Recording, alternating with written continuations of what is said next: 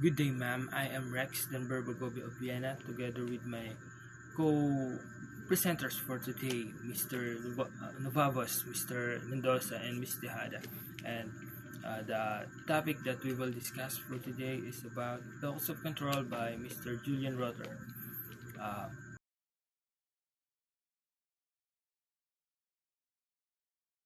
First thing first, we will discuss about the historical background of its theory. Um, Mr. Julian Rotter is a prominent psychologist. Developed the concept of locus of control in 1954. This theory explores how individuals perceive the contrast they have in their lives. Rotter proposed that people fall in a spectrum, with some having a strong internal locus of control and some have a strong external locus of control. Also, Mr. Rotter suggested that our behavior was controlled by rewards and punishments. In 1956, Rotter published a scale designed to measure and assess internal and external locus of control. The scale utilizes a forced choice between two alternatives, requiring respondents to choose just one of two responsibilities for each item. Next, first thing first, we will discuss about the historical background of its theory. Mr. Julian Rotter is a prominent psychologist. Developed the concept of locus of control in 1954. This theory explores how individuals perceive the contrast they have in their lives. Rotter proposed that people fall in a spectrum, with some having a strong internal locus of control and some have a strong external locus of control. Also, Mr. Rotter suggested that our behavior was controlled by rewards and punishments. In 1956, Rotter published a scale designed to measure and assess internal and external locus of control. The scale utilizes a forced choice between two alternatives, requiring respondents to choose just one of two responsibilities for each item. Next. The term locus of control refers to how much control a person feels they have in their own behavior. A person can either have an internal or external locus of control. Internal locus of control means you believe you have power or control over your life and the outcomes of your actions. While external locus of control means you think outside forces, like luck or other people, dictate what happens to you. The concept of internal and external locus of control exists on a continuous process, because individuals can exhibit varying degrees of both beliefs rather than fitting neatly into one category or the other. For example, if you study hard for a test and believe that your effort will lead to a good grade, that's an internal locus of control.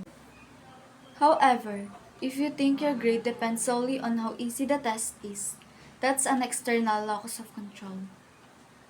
So these are the characteristics of an internal locus of control. It includes a strong sense of personal responsibility, belief in one's ability to influence outcomes, resilience in the face of challenges, and the tendency to attribute success or failures in one's own decisions and efforts. So the next one is the characteristic of external locus of control. So the first one is blaming outside forces for their circumstances. Example of this is when a student got a low score in a test. He or she is blaming others, like saying the test was unfair or the teacher didn't give us a right material, instead of studying and preparing for the upcoming exam. So the next one is often credit luck or chance of any success, don't believe that they can change their situations through their own efforts. So the example of this is when a person got hired after an interview, he or she just said to herself that I just got lucky, or the hiring manager probably liked my resume by a chance. That person might feel that his success was due to luck or coincidence rather than his own skills. Frequently feel hopeless or powerless in the face of difficult situations. So the example of this is when a student is struggling to have a high grade, he or she might say that no matter how I tried, the teacher is making the test too hard. So this student might avoid studying harder or seeking for help from tutors because she believed that her efforts won't make a difference. The last one is are more prone to experiencing learned helplessness. Example of this is when you are always had a low grade in math, even you are just trying to study it. You start to think or believe that you are bad at math or the subject is too hard. You believe that any attempts to improve would be failed. So you give up, assuming that the situation is out of your hands.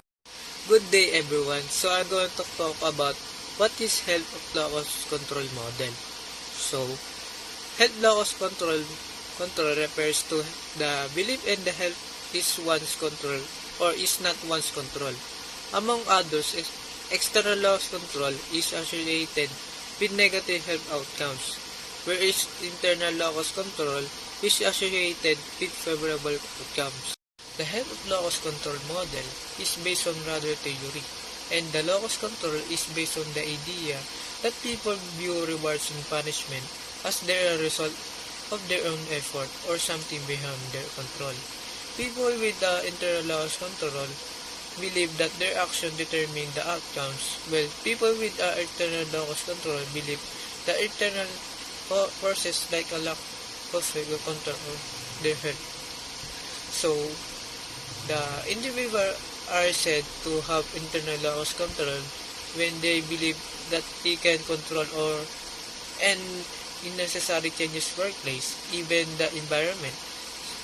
They feel that what happened to him is the result of their own action and behavior or attitudes, and that it is largely within their power to make changes. Among other health locus control is how people measure and understand how people related their health to their behavior and health status, and how long it may take recovery from a disease. Locus control can be influence how people think and react towards their health and health decisions. Each day we are exposed to potential diseases that may affect our health. That way, we approach that reality has a lot to do with our locus control. And sometimes it is expected to see older adults experience and progressive decline in their health. For this reason, it is believed that their health locus control will be affected. However, this does not necessarily mean that their locus control will be affected negatively, but older adults may experience decline in their health, and this can show lower level of internal locus control. In their ability to succeed in specific situation or complete task. People with high self-efficiency approach challenge with confidence, believing they have control over the outcome, whereas those with low self-efficiency may doubt their ability, causing them to avoid tasks or giving up easily thinking that they would fail. Efficiency, social cognitive theory, is a conviction that one can efficiency, according to social cognitive theory, is the conviction that one can effectively complete tasks or reach an objective. Efficiency, as put out by Albert Bandura, is a fundamental idea that affects resilience, motivation, and general performance. According to Bandura, people's behavior is influenced by both their knowledge and ability as their levels of confidence, their ability to apply them successfully in various contexts. To put out simply, increased self-efficiency increases resilience, perseverance, and effort, which increase chances of reaching height of obstacles. According to the social cognitive theory, self-efficiency is therefore a crucial component of motivation, education, and personal growth. Self-efficiency, as put out by Albert Bandura, is a fundamental idea that affects resilience, motivation, and general performance. According to Bandura, people's behavior is influenced by both their knowledge and ability as their levels of confidence, their ability to apply them successfully in various contexts. To put out simply, increased self-efficiency increase resilience, perseverance, and effort, which increase chances of reaching height of obstacles. According to the social cognitive theory, self-efficiency is therefore a crucial component of motivation, education, and personal growth.